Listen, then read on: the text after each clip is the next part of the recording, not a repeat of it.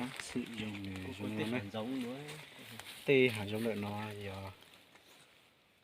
page tao tuột lối rẻ đấy nữa tê giờ tua thơ thơ rẻ hắn đợi của tụi khen mà tụi thơ rẻ giờ nó tụi cho rồi nó cho mày thì bé mình sai lúc có sẽ mình chơi bụi hay mà đâu mà lúc còn nó nữa nó chặt Facebook mà chẳng máy chỉ nó mới sai củ cho mình thơ nữa thôi mà số khá cái thì một chón tán nha tiêu chuẩn bị như đáy bè đang rồi lấy cái này thoải mái đó chứ giờ những nhà hạ rất tệ ít xe tao tu tệ mà chỗ đó ít sợ số ba khó liền nó thế này mà mạng nữa mấy số trẻ khó mà khó chỉ tao nữa rồi cho nên số đây một sai nữa sai bây giờ khó rồi chờ nữa cho nó thì bố cho xin ngầu lên lấy trâu nữa cái này là xin lấy trâu giờ xin chỉ hàng á cho nó này lấy trâu nữa cho nó là xin chỉ hàng này chả vô mong nó mong lót tặng nhiều phải cho nó số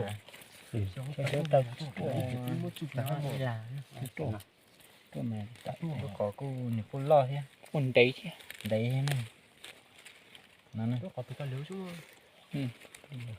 giờ mới tụi bá má cho chẳng lắm để đi cho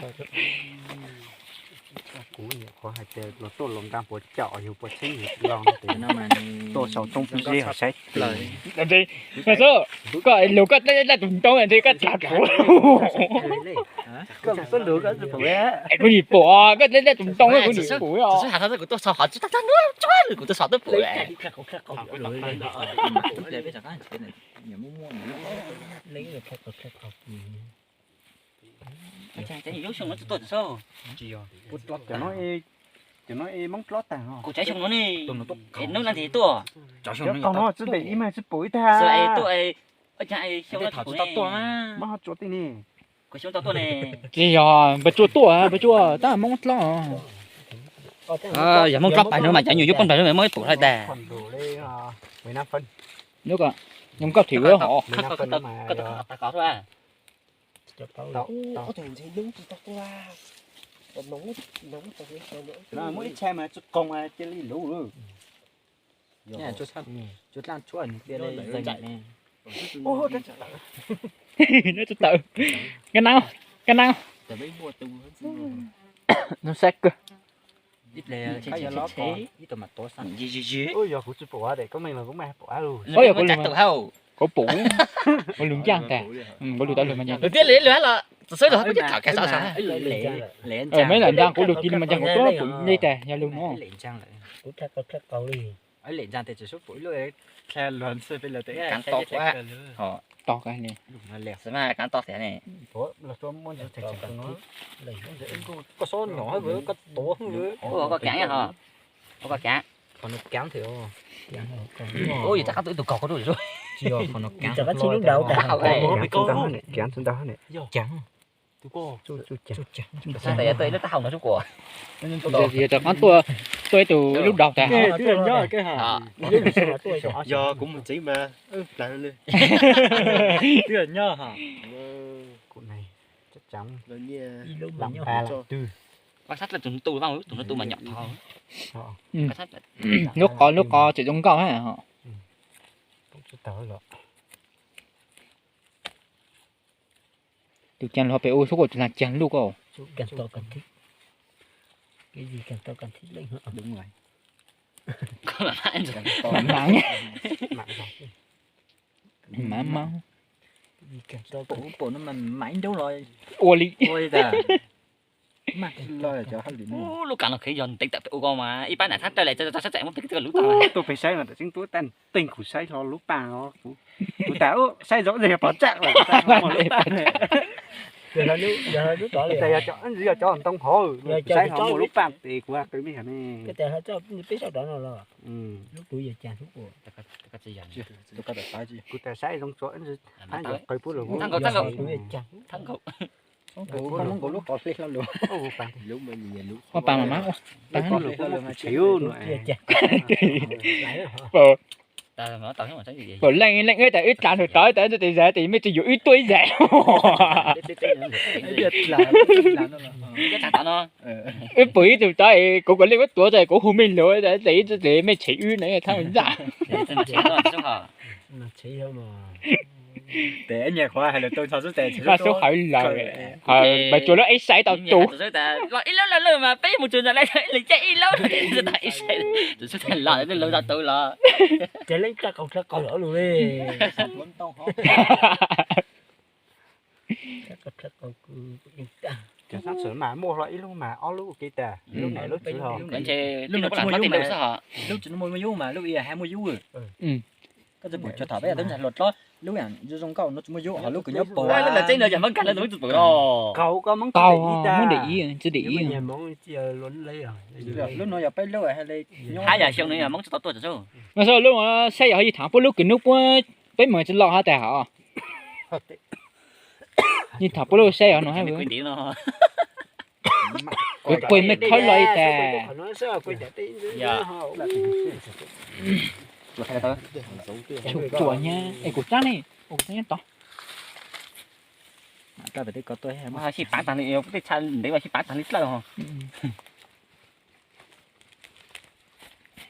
dùng cái sắt là ban nào mà đi xem mà như là nó nữa Có cái tại lúc vô bà chua vô có cái tại lúc mà làm nó còn bữa tao tập họ làm một cái làm tự nó đấy.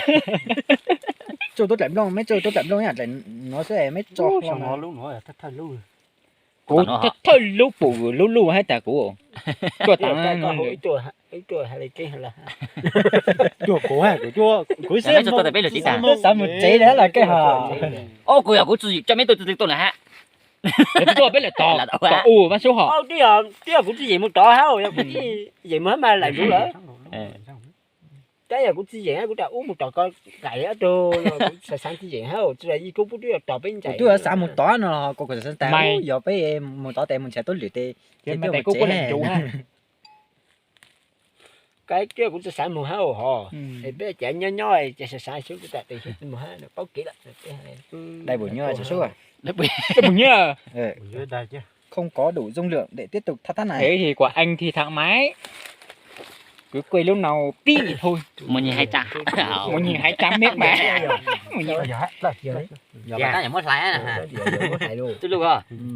Chỉ muốn còn giỏi lại á. Tôi cũng khỏe không. Người ta thắt tập nào. một nhìn 200 mét mà về chùa họ thằng máy coi chú coi chờ nhé chú các bạn chú bị cơn nhỏ đi rồi Tôi mất lại tôi mất chạy ít quả. thì hò nó cho tí Rồi có tôi mất chạy của tôi khỏe à. chú lúc giờ số Lên tôi lên. ở chỗ cứ chính thì ở chỗ nó Nó chỉ có tôi nó thôi nó lúc là nó đặt lại rủ chú coi tôi sang nó xuống của để chú tôi hút nhớ giờ chú coi giờ chú bây giờ chắc mà lên mà mạnh sẽ. Tôi thêm đâu. chỉ hút ấy chứ to mua chó Lúc có thành kỳ rồi để bây giờ nhất trên bảng là. ôi lợi ý kỳ trong cầu hiểu họ Đúng không? nếu giờ ý kỳ mình tí trong cầu ừ xong phản cố rồi Nó biết tôi. Chị nó lấy lâu nữa. giờ mới lúc mà rằng nó rằng biết cơ phải mua Cháu tôi kì chuối chả nè. tôi là khách chuột rồi tôi bây giờ ăn chỗ cái hàng họ Cháu chị nó là ý lâu mà cứ nhóc của giá tầm ở mông chính và cho họ sang chè luôn nè. Sang chè. sang chìm luôn ý tàu chữ Sao phải ta nó phải đi bán cái tí thế nào. thì mua lên tỷ liao nó tôi mua tỷ sẵn trâu liao khách chuột thằng tao bé chuột trẻ khách Tôi chả on nó nè. thôi cái tí lưỡi có tí xua tí cây lưỡi Tôi kẹt tôi tỏ nó kẹt nên là bỏ kẹt lúc nào thảo giật lâu thảo nó. Ót tành nữa. Ót tành nữa, ót tành cái phụ. Ót tành nè. Chỗ kẹt lúc cò rồi mới say. chuột chú y tế Nó này lúc nó này. Nó mồm đầy thập lời đó. Thế đó nó. Chỉ cho cậu tại lang vậy thôi nè. tụi mình nó sẽ một cái lăng gì đó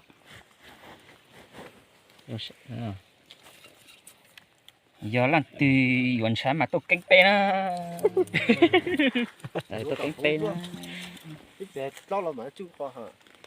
tôi cánh pe là pe Lấy luôn phủ sao?